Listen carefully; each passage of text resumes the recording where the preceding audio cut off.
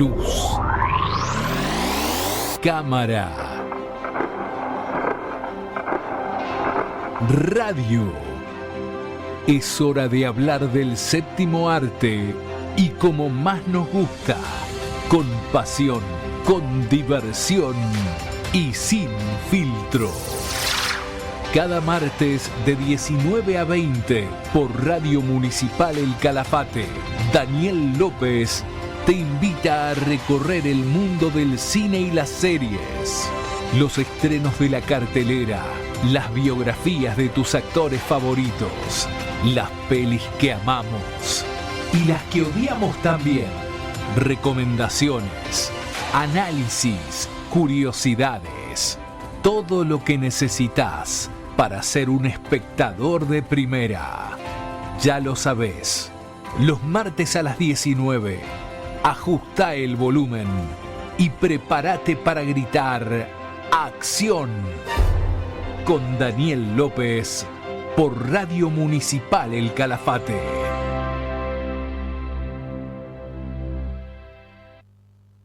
Muy buena tarde, noche para todos los que nos están escuchando. Mi nombre es Daniel López y estamos aquí en un episodio más de Luz, Cámara, Radio.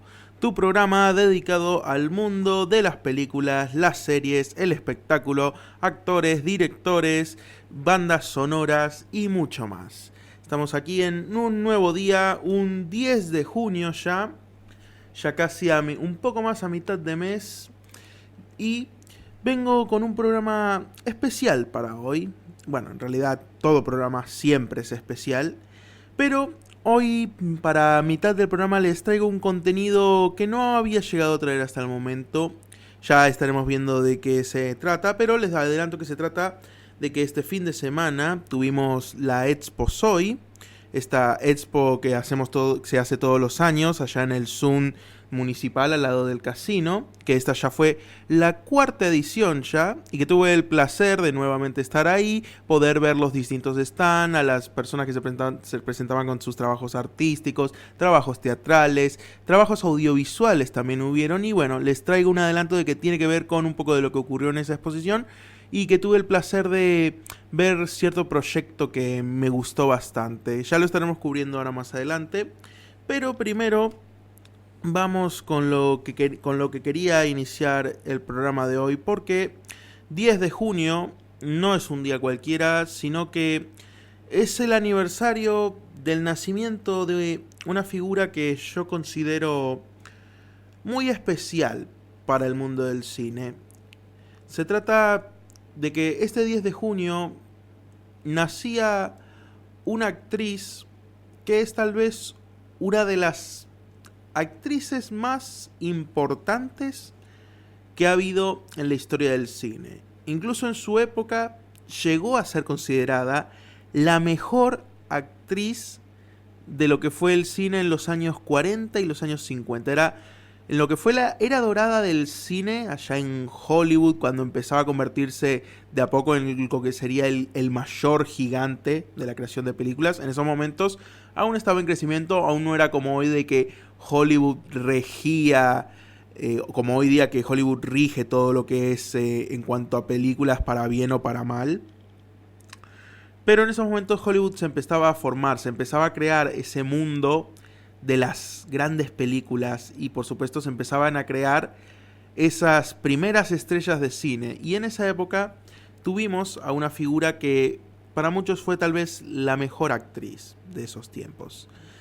Estoy hablando de Judy Garland, quien nació un 10 de junio de 1922, y Judy es una persona con toda una historia detrás, una historia bastante trágica, realmente. Muchos la consideran un poco trágica, aunque no voy a enfocarme tanto en ese aspecto, sino en el hecho de que creo que no he traído aún para el programa una biografía tan completa como me gustaría. He hablado ya de la historia de ciertos actores, de ciertos directores, pero aún no tuve el placer de traerles una biografía bastante más desarrollada, obviamente dentro de sus límites, porque es un programa de 1 hora y no podemos excedernos, pero quiero aprovechar que este es el cumpleaños ya póstumo de la actriz Judy Garland para contarles un poco de quién era Judy Garland exactamente, qué películas hizo,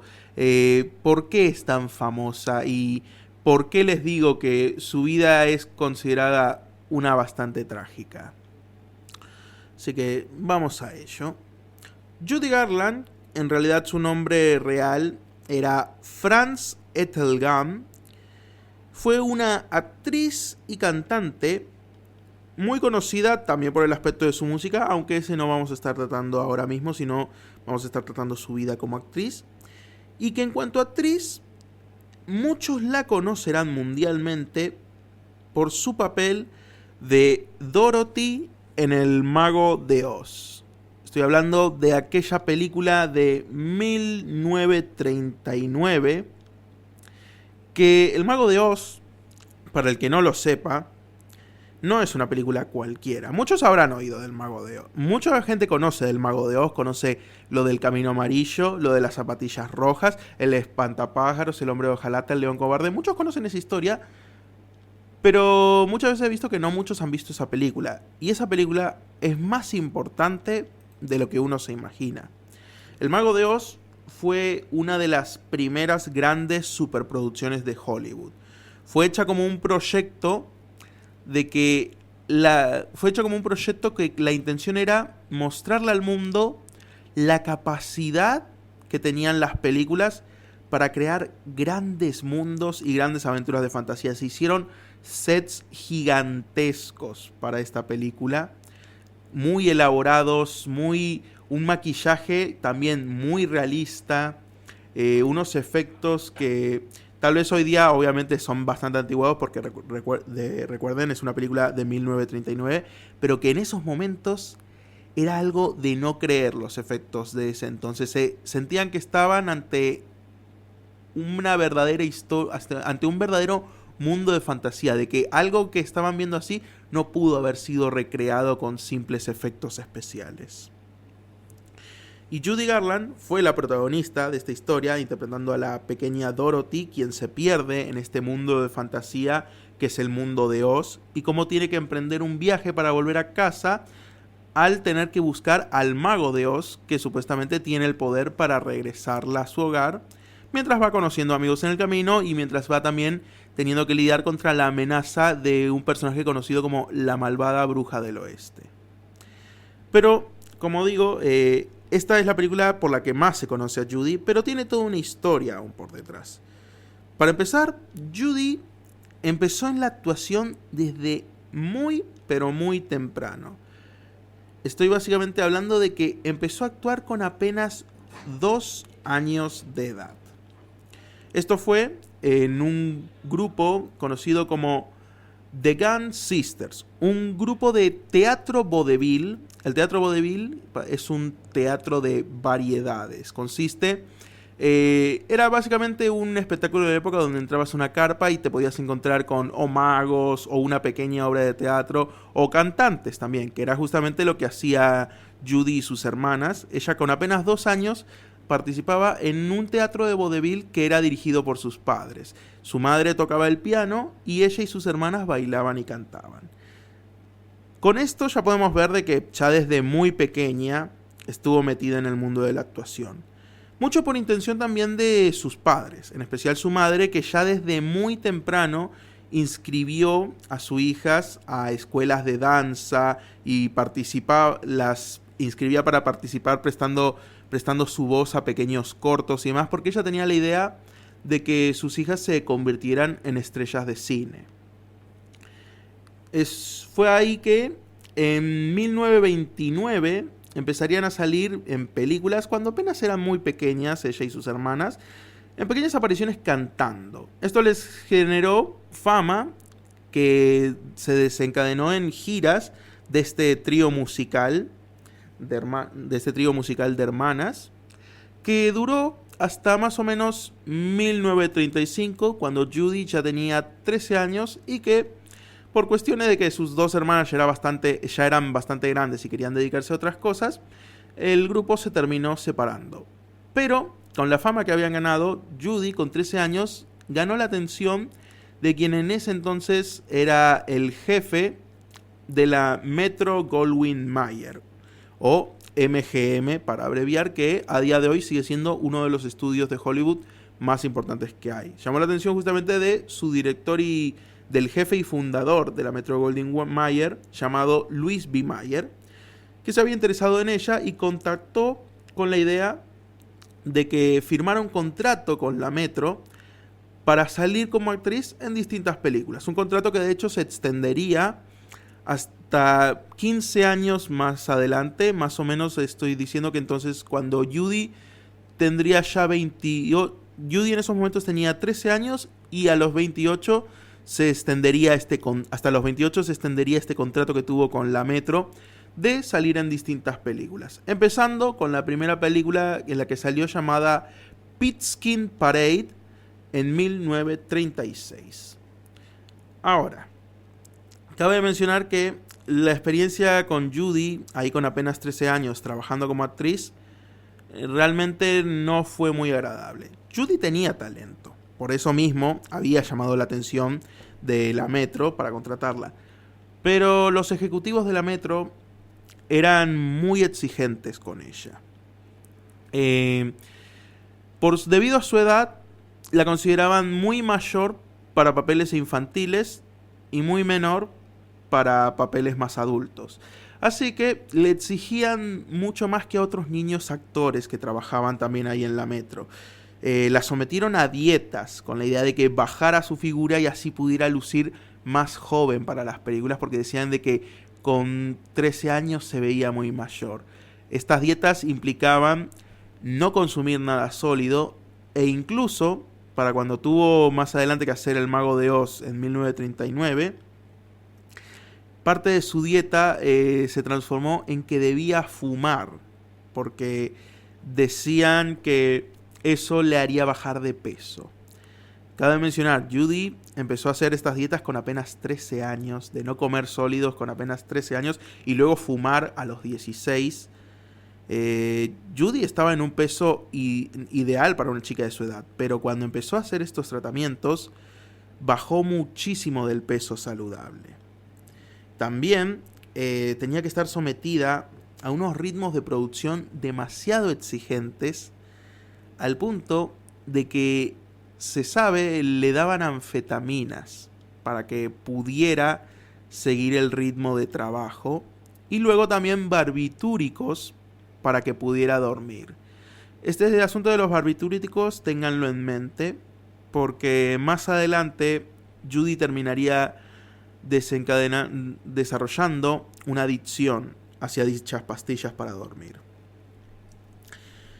Pero lo que quiero decir con esto es que Judy pasó por muchas exigencias, muchos maltratos bajo la Metro-Goldwyn-Mayer. Ella misma en su autobiografía llegó a decir que sintió que se le había robado la infancia trabajando bajo esta productora. Trabajo que obviamente aceptó porque su madre desde niña le inculcó eso de que ella tenía que ser actriz, de que ella tenía que ser famosa. Entonces, para no decepcionar a su madre, seguía aguantándose estos tratos con la idea de que algún día sería famosa. Y en efecto, cuando con 16 años actuó en El Mago de Oz, fue un antes y un después. Como digo, El Mago de Oz sería el comienzo de las grandes superproducciones hollywoodenses. Fue un pilar para el mundo del cine y para la carrera de Judy, que la convertiría en una de las actrices más rentables de la época, que más dinero haría. Pero El Mago de Oz, como hoy día se sabe, esto es algo que perfectamente podría hablar en un episodio aparte. Es una película que se sabe que la historia de la producción tras esta fue de mucho maltrato, de mucho acoso laboral, de muchas condiciones precarias en las que se estaban trabajando y de las que Judy también fue víctima, que de hecho ella en su biografía también menciona que por estos tiempos empezó a recibir acoso sexual de parte de del director con el que trabajaba y también con el mismo Louis B. Mayer, el jefe del estudio. Como digo, fueron tiempos difíciles hasta que al llegar a su adultez con 20 años allá en 1940, podría ganar una actitud un poco más fuerte para defenderse de sus productores, de sus agentes, de toda esa gente que le exigía y que la trataba mal y que la acosaba. Ganó por fin en ese entonces la actitud para ponerles un alto, pero el daño estaba hecho. Esas marcas quedaron impregnadas tanto en su salud física como en su salud mental. Aún así, para los años 40, Judy empezó a hacer papeles más adultos, más ya películas como adulta.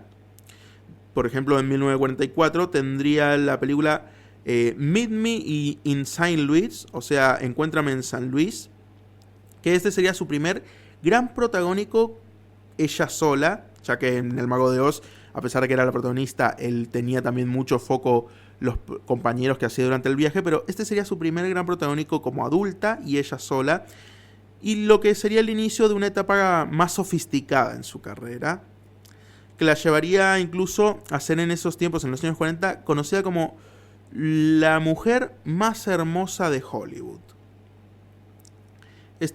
Como digo, sería el inicio de esta nueva fase para ella, ya no atada a papeles infantiles como antes estaba, donde tenía que someter su cuerpo a dietas y cambios muy duros. Ahora podía por fin interpretar papeles adultos y su idea era apuntar a un público pues más adulto, más sofisticado, más serio.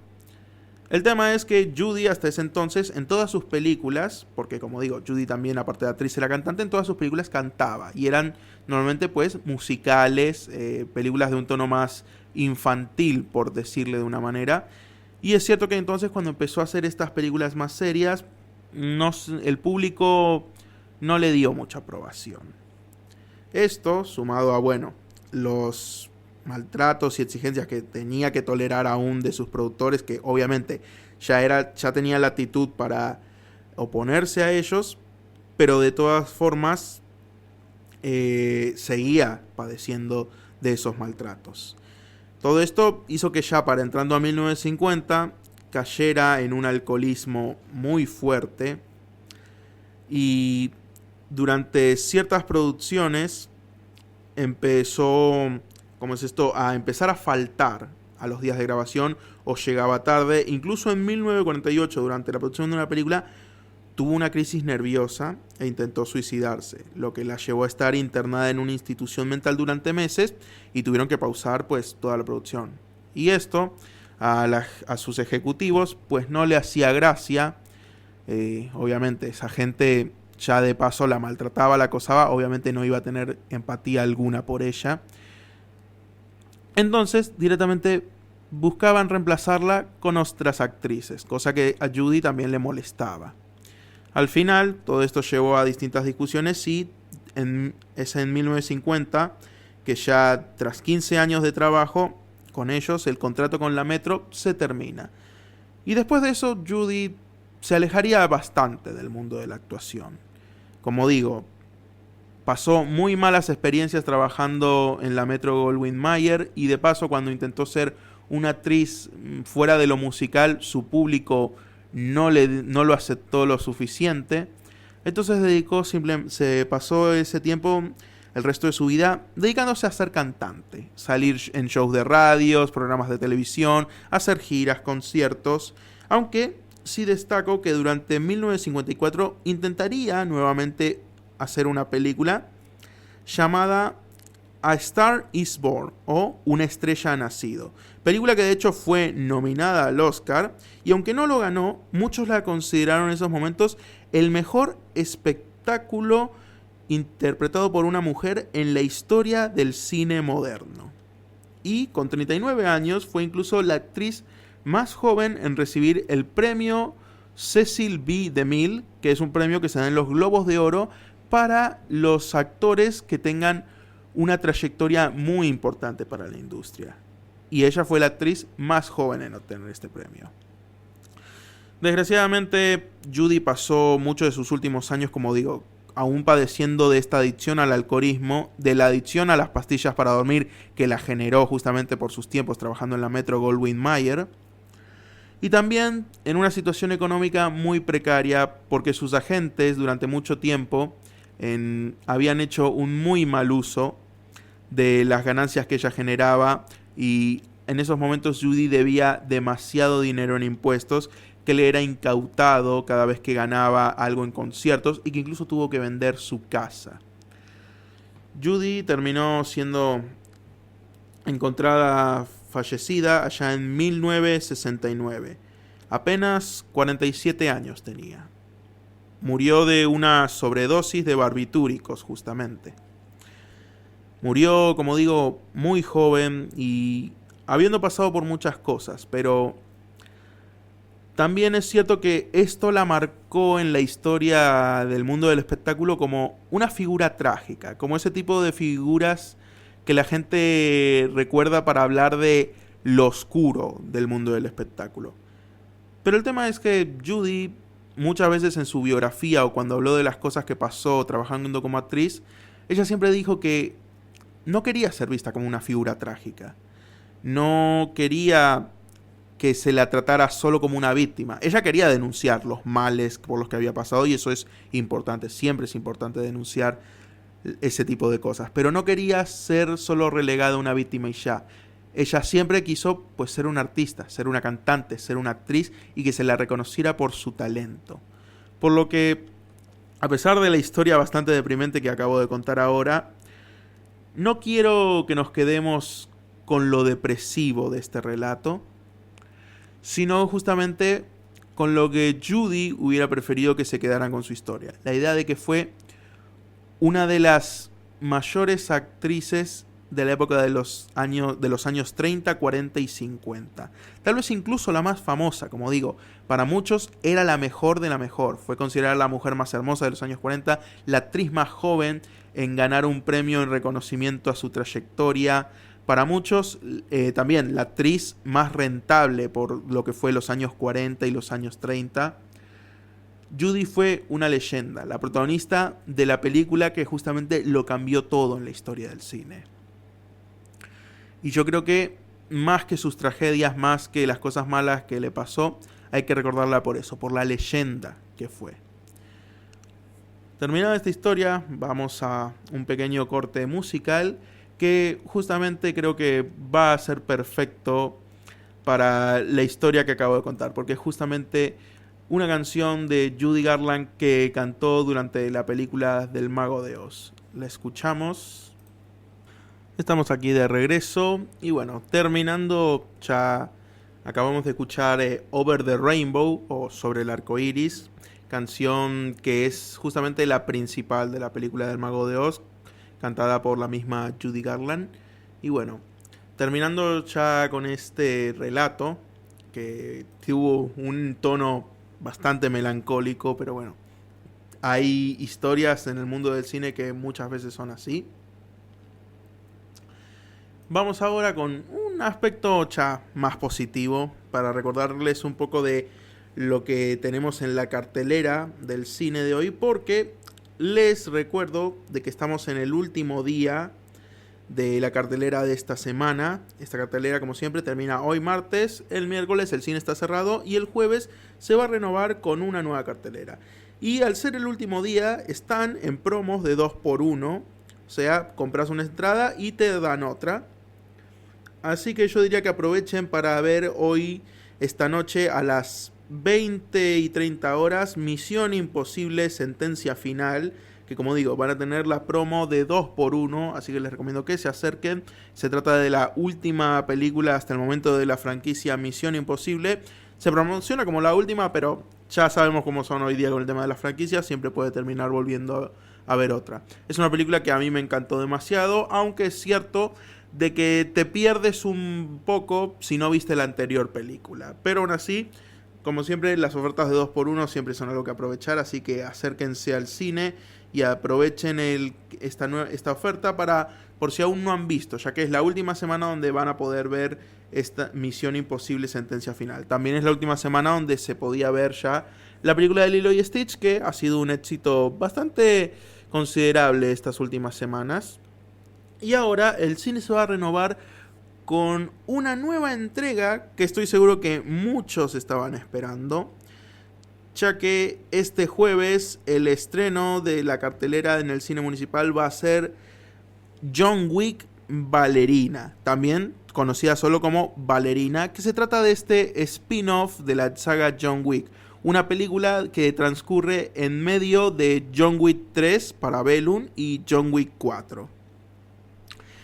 Donde estaremos viendo la trama de Eve, interpretada por Ana de Armas, que es una bailarina y asesina quien busca venganza contra aquellos que mataron a su familia. Y como saben, es un personaje que ya ha aparecido en las películas de John Wick, y que este es justamente un spin-off, o sea, presentar una nueva historia del mundo de John Wick, pero no enfocada en el personaje de John Wick. Lo que se me hace una propuesta interesante, ya que a lo largo de las 4 películas de John Wick, de este héroe de acción interpretado por Keanu Reeves, hemos podido ver de que hay todo un mundo detrás de este personaje. El foco siempre de esta película siempre ha sido el personaje de John Wick, pero podemos ver de que en este mundo hay toda una historia de mercenarios, de sicarios a sueldo, de asesinos, de mafias, todo un mundo que se está moviendo por ahí atrás, que obviamente como estamos en la historia de John Wick no podemos verlo del todo, pero sabemos de que hay mucho material ahí que sacar. Así que era de esperarse de que tarde o temprano iban a sacar un spin-off explorando estas posibilidades de conocer más de este mundo del crimen organizado, oculto entre lo que es la parte urbana oscura de la ciudad. Es una película que bajo su premisa suena interesante, aunque también por otro lado se trata de un spin-off del que no participa el director y creador de las películas de John Wick, lo cual también puede ser buena señal para ver un nuevo estilo, o tal vez podría ser de que la película no cumpla realmente con lo que se estaba esperando. Yo igual le quiero dar el beneficio de la duda, puede terminar siendo un filme interesante. Como digo, las películas de John Wick se han estado centrando demasiado siempre en su protagonista, pero hay todo un mundo desarrollándose ahí por detrás de él, así que explorar ese mundo ya no atados al personaje de John Wick podría ser algo bastante interesante. Así que para este jueves vamos a tener Ballerina como el nuevo estreno de la cartelera en el cine municipal. Y ahora les quiero hablar sobre lo que fue la Expo Zoe que tuvimos este fin de semana, en lo que fue esta exposición en este fin de semana, que fue los días 5, 6 y 7... 6, 7 y 8 de junio. 6, 7 y 8 de junio. Empezó el viernes 6, continuó el sábado 7 y terminó este domingo 8 de junio. Fue, como siempre, una expo bastante agradable, bastante divertida. Un espacio donde se pueden compartir distintos pasatiempos y en especial un amor pues por la ficción en general, por la narrativa en general, ya sea en forma de películas, ya sea en forma de cómics, ya sea en forma de mangas. Y como siempre, fue un evento que disfruté bastante, ya es su 4ª edición ya. Y de lo que quiero hablarles es que durante el primer día se estuvo proyectando el corto Más allá de las palabras. Este se trata de un pequeño proyecto realizado por los chicos del secundario 9, del grupo organizado por el grupo de 5º año del turno mañana, si no me equivoco. Ahí les confirmo que tengo aquí entre mis notas. Pero, como digo, se trata de un proyecto que busca concientizar sobre el bullying. Fue un corto que justamente retrata una pequeña historia de una víctima de bullying y las consecuencias que esto termina llevando. El corto está realizado en blanco y negro y se trata de un proyecto en el que actuó de protagonista el alumno Matías Cárcamo, así con la participación de todos los chicos del quinto año, del secundario 9.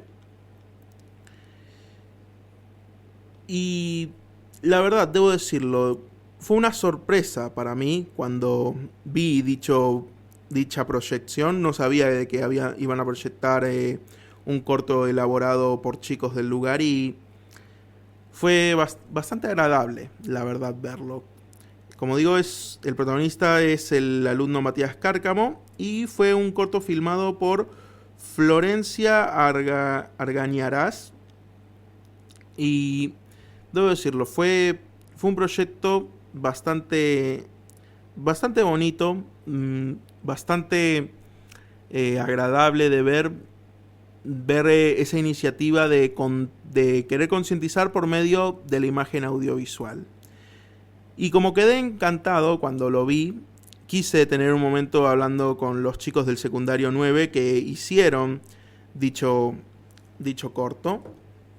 Así que ahora aquí les traigo la pequeña entrevista que tuve con ellos, que antes de ponerla quiero agradecerles de verdad por el tiempo que tuvieron, por el tiempo que se molestaron en dar para hacer esta pequeña entrevista, en el que nos cuentan un poco de cómo surgió el proyecto, cómo fue producirlo y también la importancia de este tipo de proyectos audiovisuales que yo siento, como digo, la imagen audiovisual es un medio muy poderoso para transmitir mensajes. Entonces, me fue muy agradable ver que hay gente, en especial jóvenes, que hacen uso de esta imagen audiovisual para transmitir sobre preocupaciones que tienen, sobre cuestiones que son importantes charlar, que son importantes conversar. Así que vamos a escuchar ahora la pequeña entrevista que di con ellos contándome su experiencia y que seguramente el próximo martes, porque estuve hablando con ellos, vayan a estar en el próximo programa donde vamos a profundizar un poco más de lo que fue la producción de este corto. Pero ahora vamos a escuchar lo que han sido sus palabras en el momento de lo que fue esta experiencia.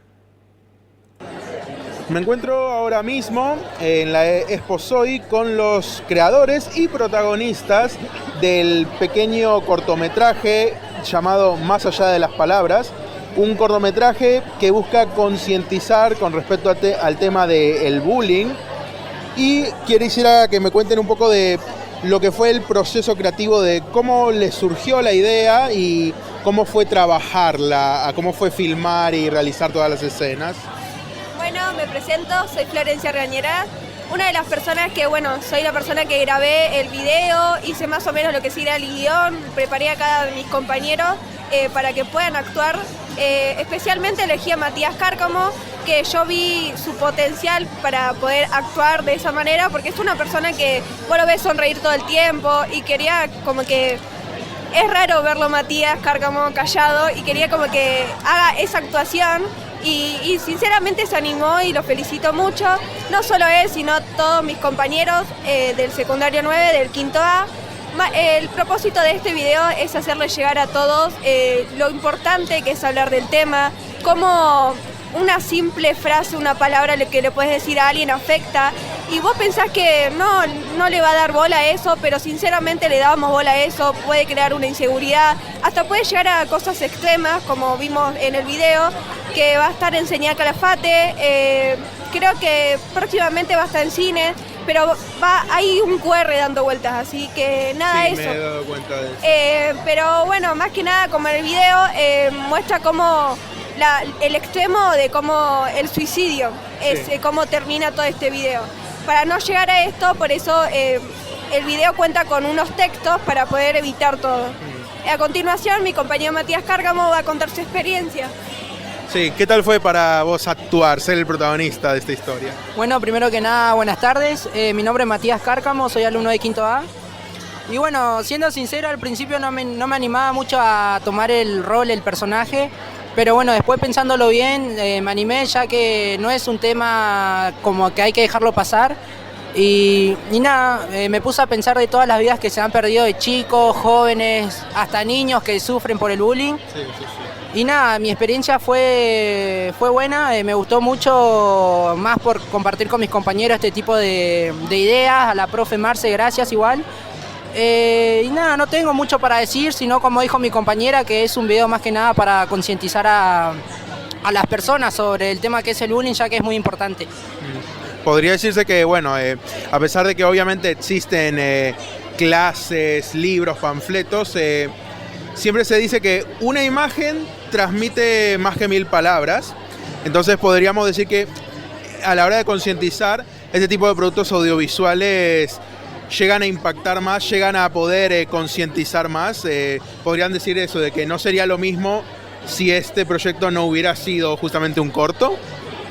Claro, yo digo que con que muchos estamos con el celular, con las redes sociales, y yo creo que fue muy buena idea publicarlo en las redes sociales, porque todos lo ven, y yo creo que es un tema que a mucha gente le interesó. Sinceramente recibimos mucho apoyo, el video tuvo más de 15.000 vistas, recibimos muchos comentarios de mamás que estaban preocupadas por su hijo, que sufrían bullying, no solo bullying tipo el que mostramos en el video, también hay verbal, el que representamos en el video, cibernético, que es por las redes sociales, las publicaciones que puede hacer uno hacia el otro, que no puede pensar en el otro que puede pensar.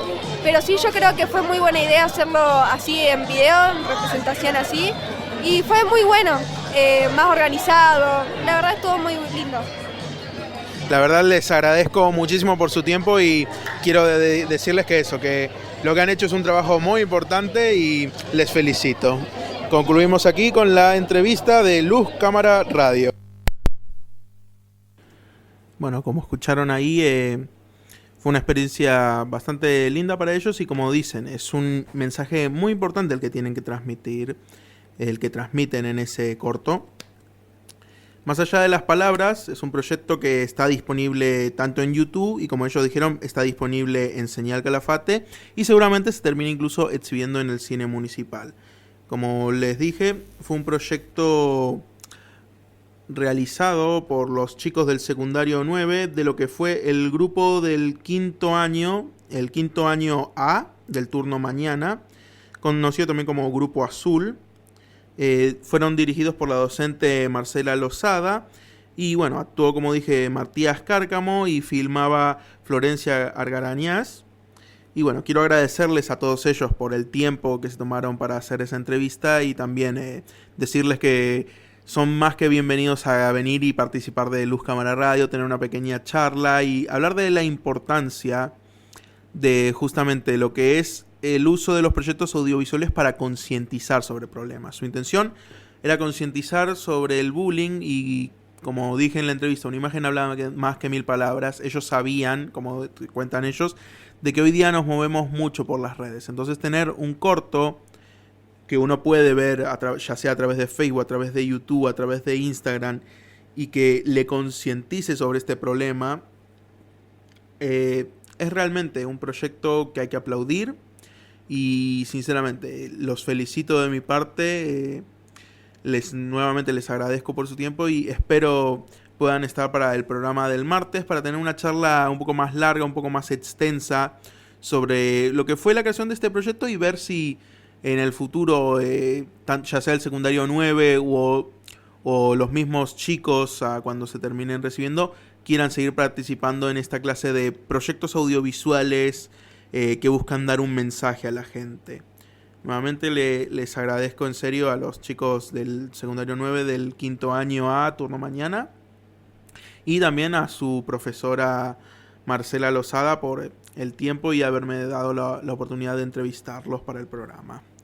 Y aparte de ellos, durante esta exposición también me encontré con el grupo de arte Pablo Picasso, grupo que es justamente manejado por una compañera acá de la radio, nuestra querida Silvia Echeverría, que La verdad siempre es un placer hablar con ella, ya sea incluso de temas de arte, de temas de cine, o incluso si solo es para hablar, porque bueno, la aprecio bastante, como saben, le doy muchísimo, y que ahora estuvo haciendo una exposición con los chicos de su grupo de arte Pablo Picasso, enfocada en lo que me llamó la atención, que justamente por eso se entrevisté, en el Eternauta, que como sabemos, gracias a la serie, se ha vuelto una obra que ha vuelto a ganar relevancia. El Eternauta en su momento tuvo relevancia con gente allá con argentinos de lo que fue el siglo pasado, el siglo XX, gente de los 60, los 70, incluso los 80, pero era una obra que entre los jóvenes pues no era muy conocida, y que esta serie ha dado la oportunidad de crear una nueva generación de fans del Eternauta, y que eso pude apreciar en esta exposición de arte, en la que ahora Silvia y el creador de un pequeño mural que había ahí del Eternauta nos van a contar un poco de lo que fue este proyecto. Los escuchamos a continuación. Estoy hoy aquí en la Exposoic, en el stand del grupo de arte de Pablo Picasso, acá con dos de sus profesoras, para que nos hablen un poco de este trabajo de exposición que hicieron con respecto al Eternauta. No sé, ¿quieres contarnos una introducción de este proyecto que combina recortes del cómic, dibujos y demás? Bueno, ¿qué tal, Dani? ¿Cómo estás? Bueno, un gusto presentarte, más que sos tan especialista del cine. Bueno, en este caso sí elegimos porque es una de las favoritas de este año, que bueno, como lo dijiste en tu programa también, esto revolucionó a nivel mundial. Sí, la serie ha sido posiblemente de las mayores producciones del país, ha marcado un antes y un después. Bueno, en torno a eso decidimos hacer uno gigante a nivel mural, para que los chicos se puedan acercar y sacarse fotos. Lo que trajimos para mañana y para el domingo es todo el equipo completo para que se puedan sacar y entrar en el personaje. Bien, ¿entendés? Bien. Que puedan sentirse, estar en la película en algún entorno. Sí. Bueno, acá tenemos al alumno, Dylan, que fue el que dio todo el dibujo. Mira, vos fuiste, ¿qué tal fue el proceso? Agotador. Muy complicado la primera vez que hago esto. Debo decir que me gustó bastante, y quería justamente algo que me llamó la atención al ver este trabajo del Eternauta. Se puede decir que la serie ha terminado enganchando a todos por igual. Es interesante ver cómo ha enganchado también a los jóvenes, que a veces sucede que el cine y las series argentinas tienen su cierto prejuicio a veces detrás de que no mucha gente está enganchada a eso, pero acá podemos ver que hasta los jóvenes han estado interesados en lo que ha sido la serie del Eternauta. Sí, es sorprendente ver cómo las generaciones más actuales quedan impactadas con la serie. Es como decir, argentino, es nuestro. Sí. Es reconocer, saber que nosotros somos capaces de hacer series a niveles top. Es una producción de nivel de Hollywood. Sí, es increíble. Fue impactante, encima en la alfombra roja, decorado con el Eternauta. Y es impresionante saber que nosotros somos tan importantes para el mundo en general. Y claro, es muy loco. Sí, les quiero felicitar sinceramente por este trabajo, y como vos decís, van a estar los siguientes 2 días. Sí. Y bueno, van a traer más cosas, así que vamos a estar atentos a qué más nos vamos a encontrar.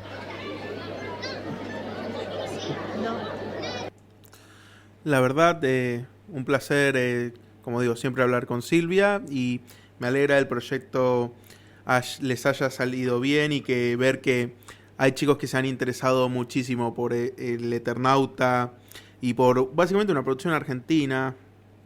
Es algo bastante bonito de ver, y en general ha sido una muy linda Exposoy, ha sido un evento como siempre agradable. Y nada, no me queda nada más que felicitar a todos los que participaron, artistas, jugadores, cosplayers, todos por igual, se merecen de su aplauso, se merecen de ser felicitados, porque es gracias a ellos que este tipo de eventos son posibles, gracias a que hay gente que quiere expresarse o celebrar sus gustos de distintas maneras. Así que eso, ha sido una muy linda exposición. Y como digo, un abrazo y un agradecimiento a los chicos del quinto año del secundario 9 y un abrazo y un agradecimiento al grupo de Pablo Picasso, a ambos por ofrecernos proyectos de un calibre tan impresionante, que también nuevamente hay que recordar, son proyectos locales, son proyectos de acá, y ver que hay gente esforzándose y poniendo su creatividad en estas cosas es algo que siempre vale la pena felicitar, y de verdad los felicito y les agradezco a ambos haberme dado de su tiempo para poder tener una entrevista que dar acá en el programa. Y como dije, espero verlos a los chicos del quinto año el próximo martes. Y ahora vamos, que este segmento que ya estuvo también bastante largo, vamos a una pequeña pausa musical un poco más larga y ya regresamos. Acabamos de escuchar Push It to the Limit del soundtrack original de la película The Scarface. Y ahora, ya terminando el programa a unos minutos de acabar, les traigo para compartirles una pequeña historia que tuve el placer de leer hace poco. Le voy a estar robando por estos minutos el rubro a Graciela relacionado a los libros, porque es un libro relacionado al mundo del cine. Hace un mes, creo que ya, el Rufián me prestó este libro de El cine según Hitchcock, que se trata de una serie de entrevistas que se le hizo al legendario director Alfred Hitchcock a lo largo de muchísimos años, donde cuenta sus experiencias rodando todas las películas que llegó a realizar durante su carrera. O sea, un total de 53 películas. Así que dense la idea de que es un libro con mucho material y con muchas historias relacionadas a muchos filmes. Pero de lo que les quería compartir es que de lo que he leído me llamó mucho la atención la historia detrás de la producción de la primera película que hizo Hitchcock.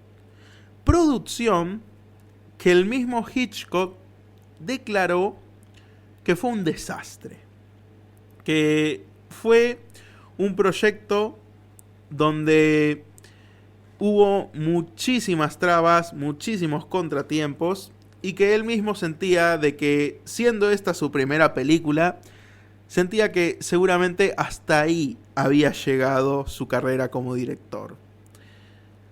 Voy a darles un poco de contexto porque Alfred Hitchcock, director de cine muy importante hoy día, uno de los maestros del suspenso, quien creó muchísimas de las bases, no solo de cómo hacer terror, sino de cómo hacer cine en general, ya que cuando el cine pasó a tener sonido, Hitchcock mismo declara de que en esos tiempos no se tenía muy claro cómo manejar este recurso del sonido. Muchas películas en esos primeros filmes con sonido caían en el error de depender demasiado de un narrador, de depender demasiado de una voz en off que contara lo que estaba ocurriendo, y eso es cierto que en un rubro audiovisual quita más que sumar.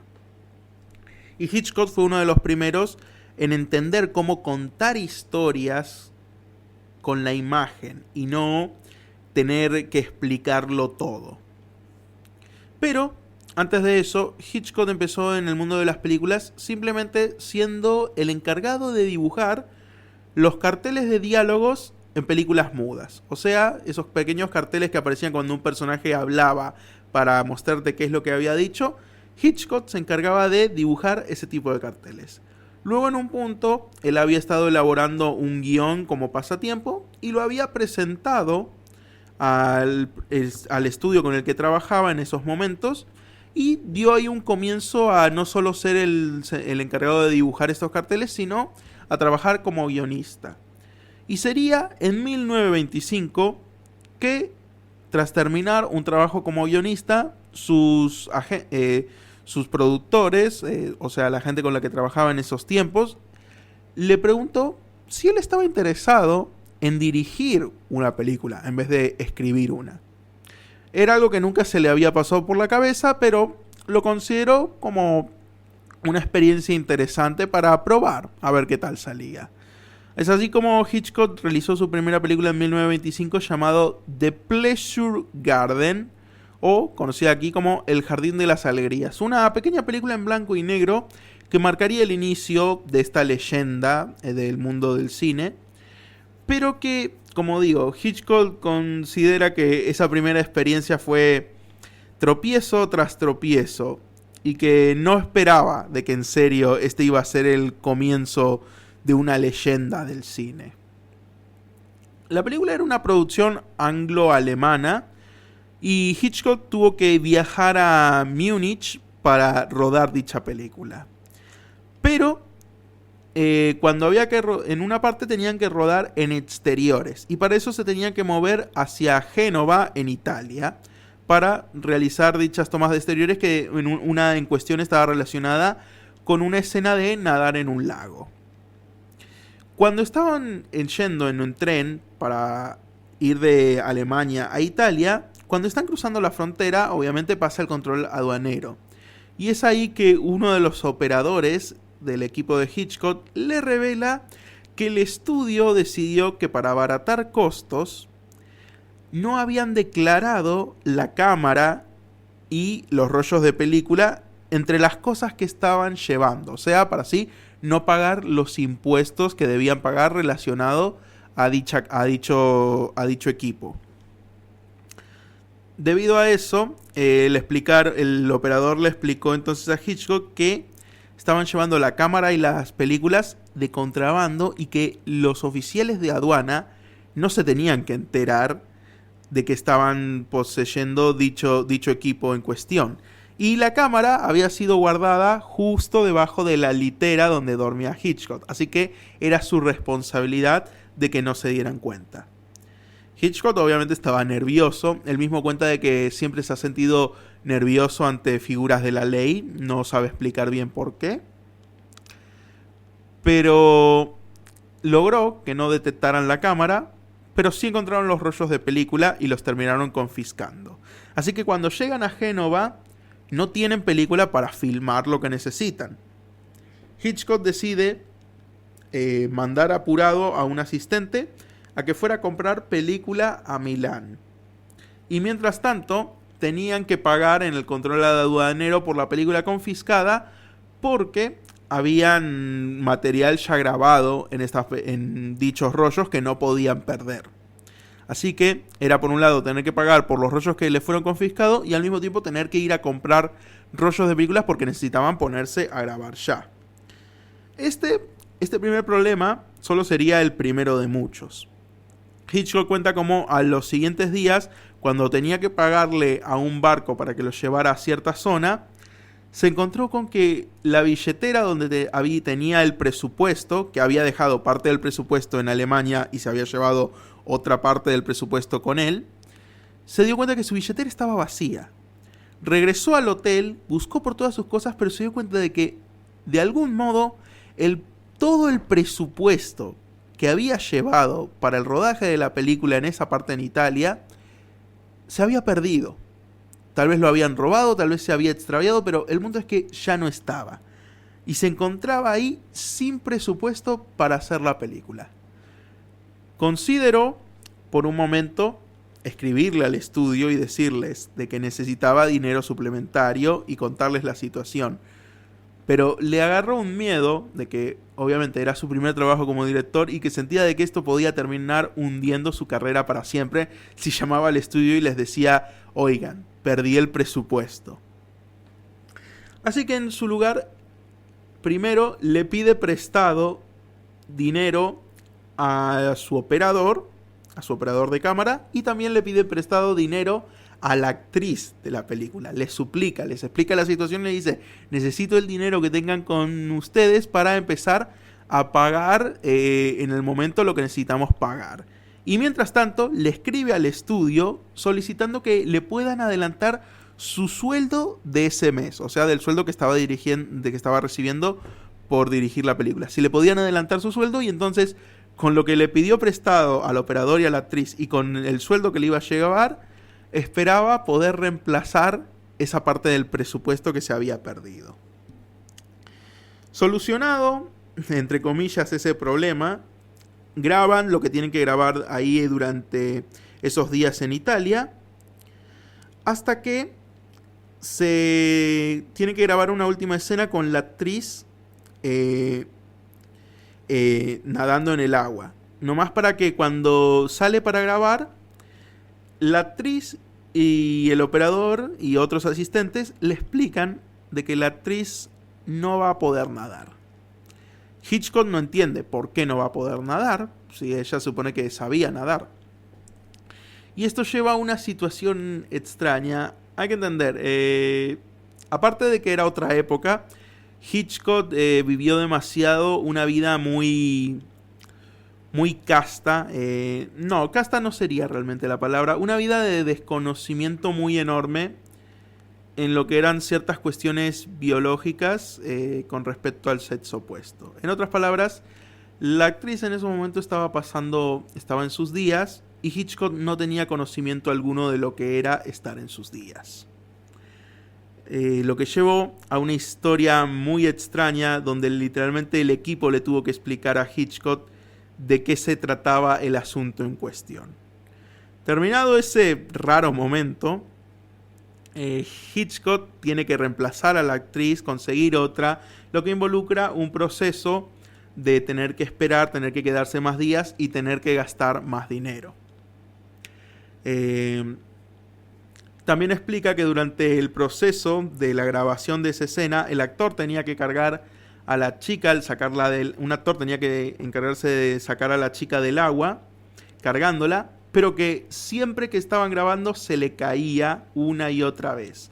Y recordaba que mucha gente que se había reunido alrededor y se estaba riendo de aquella situación. Y cuando por fin lograron una escena donde por fin la estaba cargando correctamente, él explicó que pasó una señora por delante, una civil ahí comprando, y les tapó la cámara por completo. Terminado ese episodio, regresa a Múnich solo para enterarse de que la otra parte del presupuesto que había dejado ahí en Múnich también ya se agotó. Porque resulta que en el proceso en el que estaban trayendo a otra actriz que iba a participar de la película, esta había traído a varias amigas consigo y que querían hospedarse en uno de los hoteles más caros de la ciudad. Entonces, en ese proceso, el presupuesto que él había dejado para la película, ahí también ya era cero. Entonces se encontraba solo con ese presupuesto de emergencia que había armado a base de su sueldo. Y de paso, la actriz y el operador al que le había pedido el dinero ya querían el dinero que habían prestado de vuelta. Así que no le queda más que ahora sincerarse y decirle al estudio que necesita dinero extra. Para terminar este asunto, cabe mencionar que aunque le pidió dinero extra, pidió muy poco porque no quería literalmente sincerarse y decirles que ya no había dinero alguno. Pero la película ya estaba en sus últimos momentos de filmación y en una parte se tienen que mover a Suiza para terminar unos últimos detalles, que de paso, al moverse a Suiza les terminan cobrando extra porque están cargando demasiado en el equipo. Pero cuando ya está haciendo los últimos detalles donde se deben volver a Alemania para ya solo editar la película, y Hitchcock en esos momentos ya tenía el dinero justo, le quedaba ya muy poco, pero él consideraba, ok, lo logramos, de alguna forma no se va a gastar más dinero. Pero resulta que cuando están llegando a la estación, el tren que los tenía que llevar de regreso a Alemania ya se estaba yendo. Hitchcock sabía que si se quedaban unos días más en Suiza no les iba a alcanzar el dinero alguno, así que le explica que se puso a correr hacia el tren, gritándoles y haciéndoles señas de que por favor se detuvieran y que los dejaran subirse. Por suerte el tren se detuvo y en esos momentos bajaron unos mozos para ayudarles con el equipaje, pero sabiendo de que les iban a cobrar, obviamente por eso, él decidió agarrar todo el equipaje e ir metiéndolo él mismo por su cuenta apurado para que ya se fueran de una vez. Nomás para que en ese proceso en el que va metiendo todas las maletas y todo el equipo a las prisas, escucha el ruido de un cristal romperse y se da cuenta de que en eso que iba poniendo maleta tras maleta, terminó rompiendo uno de los vidrios del vagón. Explica cómo se bajaron más gente del tren, se bajaron unos empleados en cuestión y mirando la situación le dijeron que tenían que acompañarlos y lo terminaron llevando de regreso a la estación donde tuvo que pagar por el daño de la ventana y al final el tren se fue sin él y cuenta de cómo al final logró volver a Alemania y terminar la película con un penique, tan solo un penique, o sea, una moneda del presupuesto que le había quedado. Para esos momentos, Hitchcock considera que en esos momentos su carrera de director hasta ahí llegó. Fue un desastre manejando todo el presupuesto y fue realmente un trabajo de puro estrés. Pero cuando se estrena por fin la película del Jardín de la Alegría, termina siendo un éxito rotundo. Y los mismos periódicos hablan de que están ante un nuevo genio del cine. Así que Hitchcock realmente no tenía idea de que esa experiencia tan desastrosa terminaría siendo el comienzo de una de las leyendas más importantes del cine. Y es una historia que quería contarles porque siento que justamente los comienzos siempre son difíciles, siempre son engorrosos. Hacer tu primera película, tu primer corto, hacer tu primer papel, lo que sea, siempre seguramente va a salir con muchas trabas. Pero esas trabas no lo definen todo, no definen el resultado final y siempre puede terminar saliendo mejor de lo que uno piensa. Siendo un fin de semana donde pude ver a unos chicos desarrollar su propio corto, creo que es una buena oportunidad para eso, decir que siempre hay que animarse a hacer tus propios proyectos. El mundo audiovisual, el mundo del cine es muy bonito y hoy día tenemos muchos recursos para, ya sea aunque sea hacer cortos por nuestra cuenta como lo hicieron los chicos de quinto año, y que historias como la de Hitchcock pueden ser un ejemplo de que a pesar de que al principio pueda parecer que es un desastre y que va todo para atrás, hay que animarse a hacer este tipo de trabajos y como digo, vivimos en tiempos donde hay mucho talento todavía, hay mucha capacidad y es cada vez más posible para la gente hacer proyectos audiovisuales por cuenta propia. Así que esta historia sea un ejemplo para animarse a realizar ese tipo de cosas sin miedo. Y con esto ya nos quedamos sin tiempo para el episodio de hoy. Así que nomás me queda concluir diciéndoles que ha sido un placer nuevamente estar acá con ustedes y que nos estaremos viendo el próximo martes a la misma hora en un nuevo episodio de Luz, Cámara, Radio. Chau, chau y nos estamos viendo.